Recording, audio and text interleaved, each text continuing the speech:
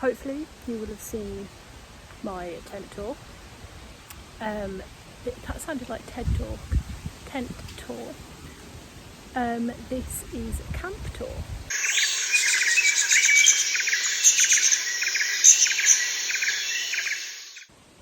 Hi everyone, welcome to another edition of Coral giving you a tour of different places.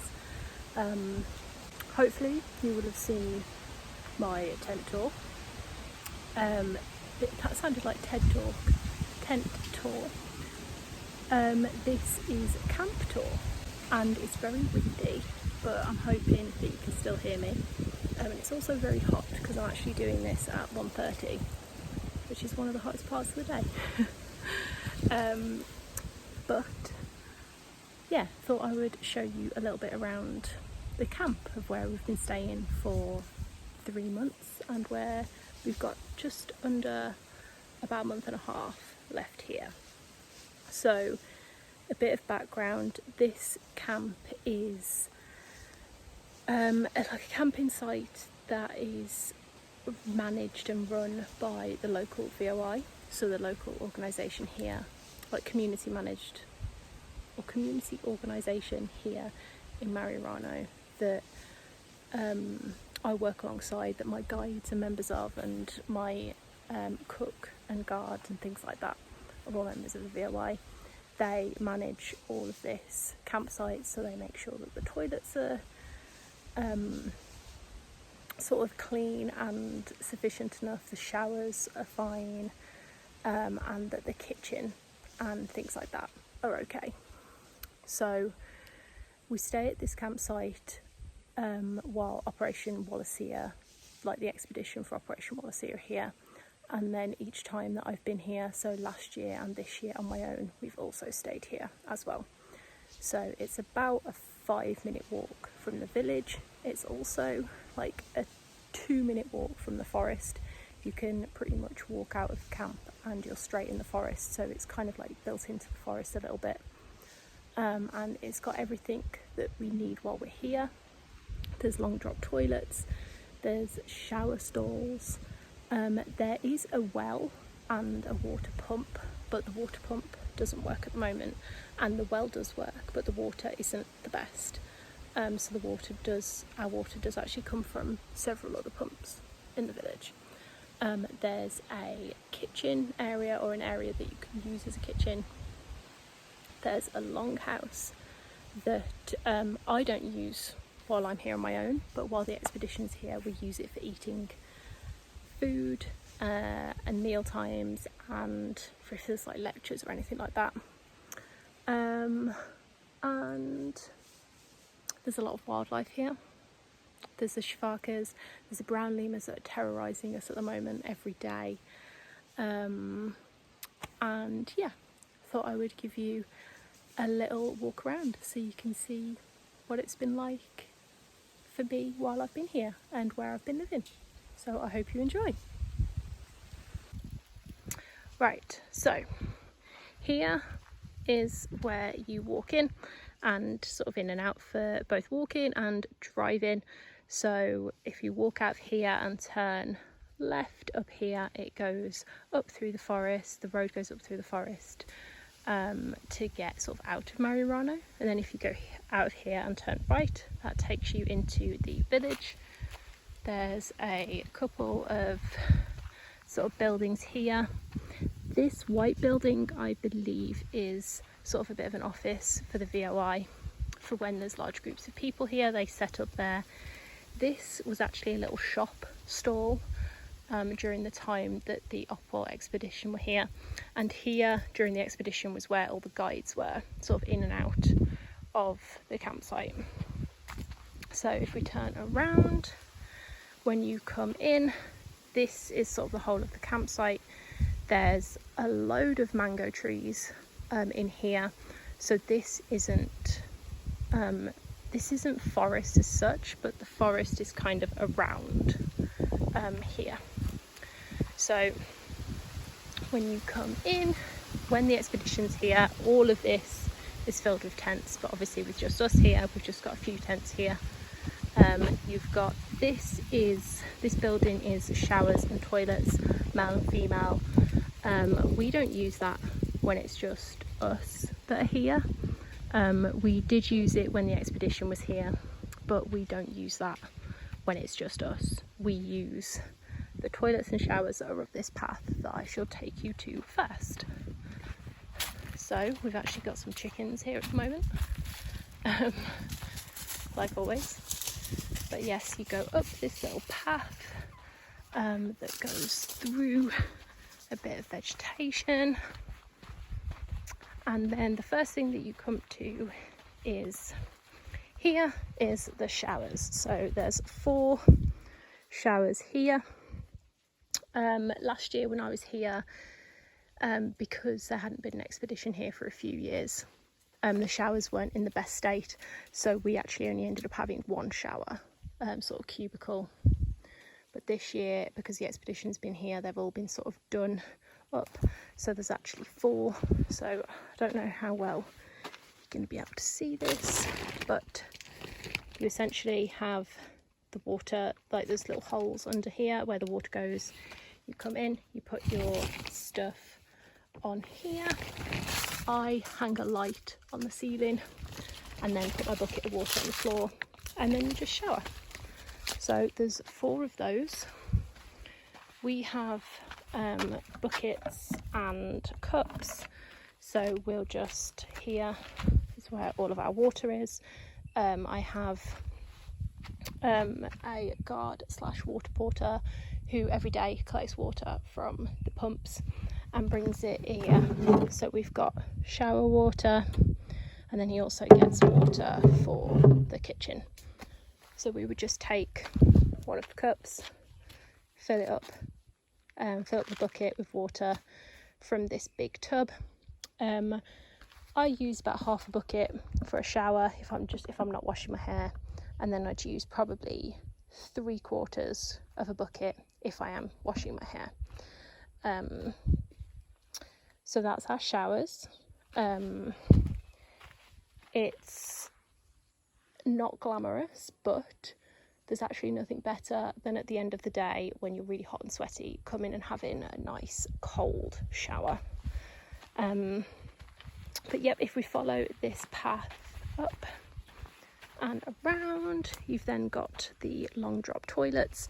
So similar to with the showers, there's 4 of these, but 2 have been sort of shut off, and then there's 2 that we use.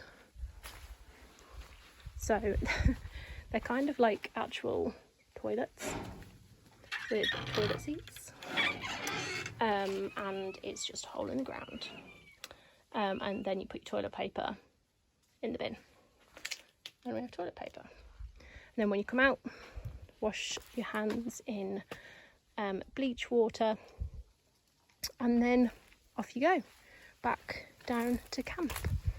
So there's often snakes, lizards, spiders, a lot of flies during this time of the day, and just generally a lot of wildlife. I always get scared in these trees above me by birds, and multiple times when I've been walking along here, particularly at night, I will come across snakes, and I've nearly stood on a snake several times. So if we follow the path back round, back by the chickens, and back into the main camp area, we have no lights anywhere throughout here. So when it gets dark, it's really dark. When the moon's out, like when it's full moon, it's actually really pretty bright up in here, which is quite nice. Then we've got, these are shop stalls for when the expedition is here. There'll be like 3 or 4 different people from the local community selling different items, drinks, snacks, t-shirts, that sort of stuff, and there's usually a couple of tables sort of set up here for people. If I go this way first, we've got 1 hammock set up here. We've got all of our tents, so tent for my guard, tent for my cook, tent with extra sort of supplies and things like that in, my tent, which you hopefully would have seen on another video, and then the tents for the rest of the Shafaka team. We've got washing line, which I did some washing this morning, so there's still some washing on the line, which is in the sun. Over there is my hammock, which unfortunately at the moment is a bit in the shade, but I don't actually get to spend a lot of time in it, because the time when it's not in the shade, when it's in the sun, is the time that I'm in camp, so I don't really get to go in it, which sucks. We've got over here is the longhouse, and then over there is our kitchen. So if we go back this way, while also standing on loads of brown poo and mangoes. This used to be a well.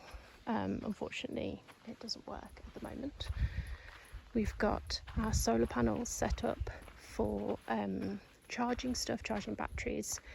We've got where we sit and have dinner, so all of us will sit around together, and we'll all sit and have like breakfast, lunch and dinner here, which is really nice, and it's out of the sun. And then we've got our kitchen, so really super handy having all of this. But quick sort of whiz around, got filtered water, schedule, so everybody knows what they're doing, where they're going. We've been doing a little bit of English lessons, so we've got at the moment numbers 1 to 10, hot water, leftover breakfast, tea, all that sort of stuff. This is usually all food supplies, but we're running very low because we're going into the city tomorrow to sort of stock up. And then we've got down here rice, beans, things like that. This is all usually fruit and veg, but again very low because we're going into the city tomorrow. Washing, bins, cooker with gas, and cooker for my samples, for not my personal samples but fecal samples that I'm collecting. Then if we come back round this way, this is the way that I would usually go back to my tent. So we've got a table, which generally most of us will sit and do work at that table, while also trying to get out of the sun, because there's very little sort of leaf coverage at the moment, which makes it really difficult to find a spot that doesn't have the sun. So yeah, so in terms of a kitchen, we've kind of got everything that we need. I do have a fridge in the supply tent that we could set up to solar panels and the battery, but I haven't actually done that this year, so we don't have anything that's cold. So for example, if we ever buy fish or meat or anything like that, it needs to be cooked on the day that we've bought it and then eaten in a couple of days, so we can't store stuff, which isn't too much of a problem because we cook it and then we'll have it over the next couple of days. But we've got everything that we need. We've got everything can be stored away in a relatively dry place, and kind of cool because it's in the shade. We've got the cooker and the gas so that we can cook everything, and then we've also got like the charcoal like fires that we can use as well. So yes, that's pretty much it. It's a big space and we don't use all of the space, we just use like a small portion of the space, but it's got everything that we kind of need for while we're here. It's obviously very different from being at home, and things like making sure that I shut my tent so that I don't get any snakes in there, making sure that we check everything to make sure that there's no wildlife in it. Making sure that, like with the kitchen, we put the board across so the dogs don't get in there and the chickens don't get in there. The chickens have a habit of jumping and sitting on everything that they can. But yeah, that's pretty much it. Hopefully you've enjoyed seeing a little bit around where I've been living. Any questions or comments, please do let me know, and I can always try and do another video answering any questions about general life here in a space like this for a very long period of time. Thanks for joining, and hopefully you can check out my tent tour video as well, so you can have a look and see how this is laid out as well, not just how the whole place as a whole is laid out. So